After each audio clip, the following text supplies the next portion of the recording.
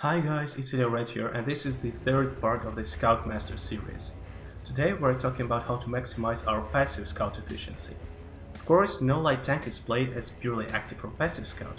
Depending on the situation, this style of behavior should be chosen properly. First of all, let's make it clear that active scouting is generally more effective than passive, but also much more demanding to the skill unless you want to spot everyone and die. We'll talk about it in the next video. For example, playing passively, you'll never spot a TD in the bushes before it fires, if you also stand in the bushes. Frankly speaking, it took me some time to find a proper replay where I scout mostly passively, as I have really changed my light tank style to super aggressive. I was really planning to use this replay for WZ132 review, but I'm showing here, so whatever. The first reason to play generally as a passive scout is that you aren't experienced enough to play actively and stay alive for long. It's easier to stand inside the bush and spot enemies than to drive around risking being spotted and hit. The second reason for that is that your crew is not trained enough. The primary crew skill to train on a light tank, apart from lamp of course, is camo. Then go the view range perks, and not the other way around, because camo boost from perks will let you get much closer to the enemies, whereas perk view range boost is not that significant. You won't start spotting everyone at 445 meters. So if you have poorly trained crew, less than one full perk on each crew member, passive scouting will also be a better option for you, as you can compensate poorly trained camo with the bush camo bonus. However, if you play some tier 7 or 8 light tank, I assume you have retrained your crew from previous light tanks for gold or credits, therefore you should probably have more than one full perk, or maybe even finish in the second, which is enough of course to be an effective and active light tank. Let's cover the equipment first. There is not much to discuss. Any light tank must have optics, otherwise it would be silly to have poor view range on the move. Imagine some object 140 or bad shot with optics, and that's often the case, outspotting you on a bulldog. Absolutely ridiculous. You don't have that many hit points to risk like that. Secondly, for passive scouting and poor crew, by poor crew I still mean less than one full perk, binoculars would be just great. Note that on a well-trained crew on a light tank with 400 meters base view range, I have 507 meters view range with optics, more than untrained crew with binoculars. So later, by the time when the crew is better trained, 2 full perks or more, you'll be able to replace binoculars with something else and still be an effective passive scout. Thirdly, and optionally, ventilation, especially if you have an autoloader light tank, which doesn't use rammer. Extra view range and camo bonus would be nice. However, you can replace it with gun rammer, and if you can use gun rammer, then do use it. Lane drive or a stabilizer, depending on the tank, as your binoculars view range is well enough even without the ventilation. Camo net is not that important, as it starts to cover you more only after 3 seconds of standing still in the bush, and if you haven't been spotted while getting into the bush, there are good chances you won't be spotted later unless someone is really close to you. And remember that your camo doesn't decrease in move. Feel free to adjust your position in bushes at any moment. So let's finally get to the most important rules, in my opinion, which maximize the efficiency of a light tank.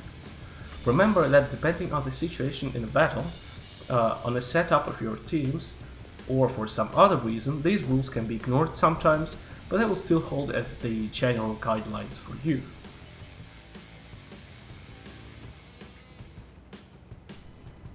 Usefulness of position.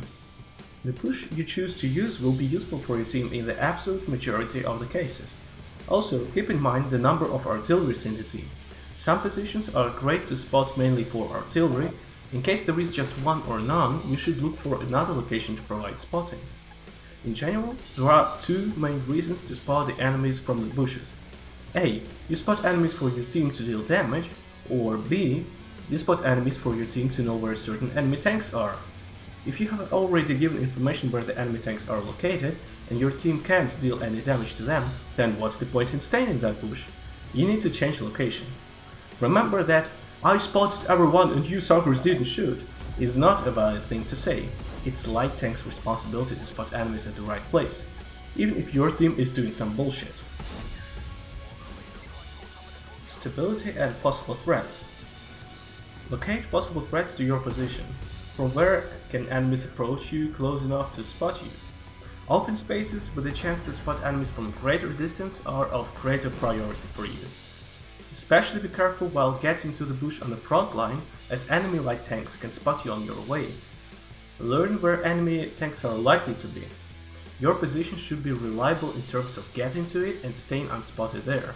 Don't take unnecessary risks. Remember that you want to depend only on your own decisions. Your positions should depend as little as possible from what your enemies do. If their light tank went there, then I'll spot 4000 damage. If he went here, then I'm instantly dead. That's not an option. Flexibility. Avoid playing one-way bushes. You should always have a chance to retreat or relocate. You might get to some bush extremely quickly, but then there should be a chance for you to leave that bush. It might be smart to stand in the bush with your back to the front to run away quickly in case of needed. Sometimes this can save your life. Don't wait for the very last moment. If you getting spotted is only a matter of time, escape and relocate yourself in advance. Before you rush into some bush, try to assess roughly your bush by these criteria. Use your previous experience for that. Try to find the balance between usefulness, stability and flexibility.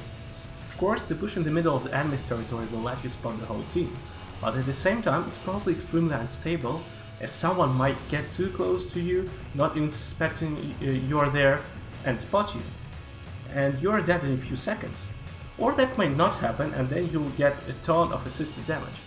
If you want to give stable results, and for gun marks and win rate and WN8 you need to, you should choose more stable ways to spot enemies.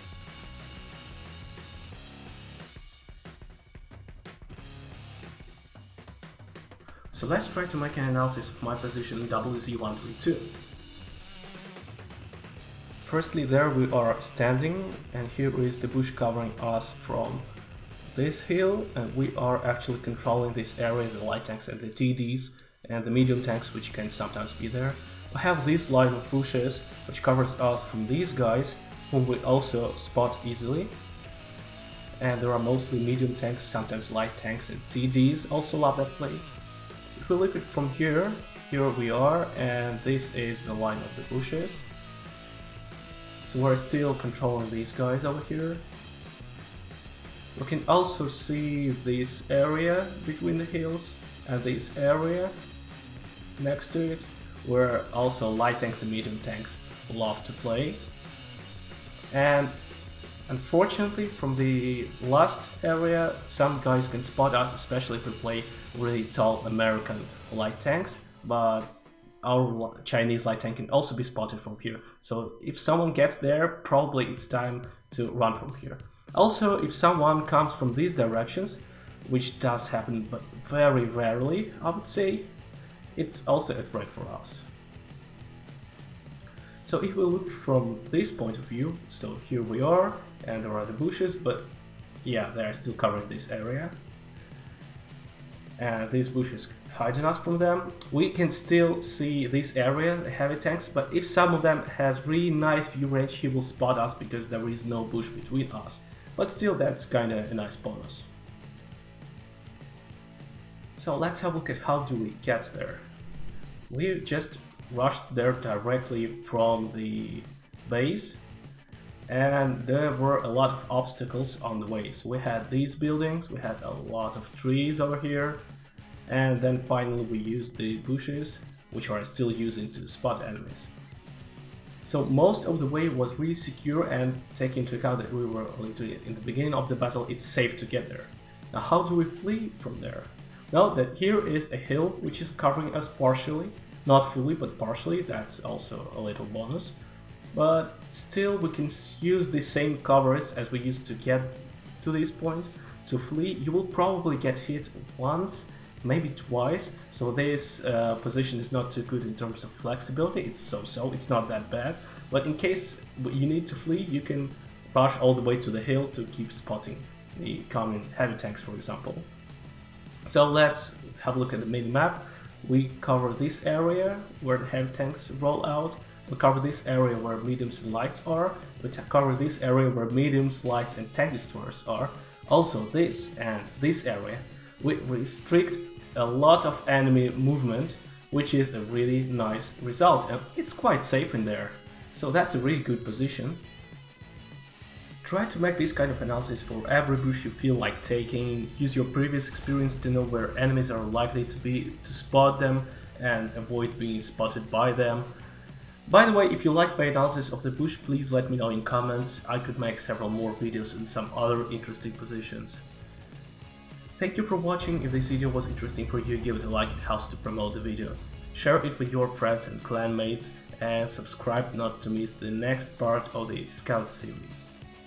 See you in bushes.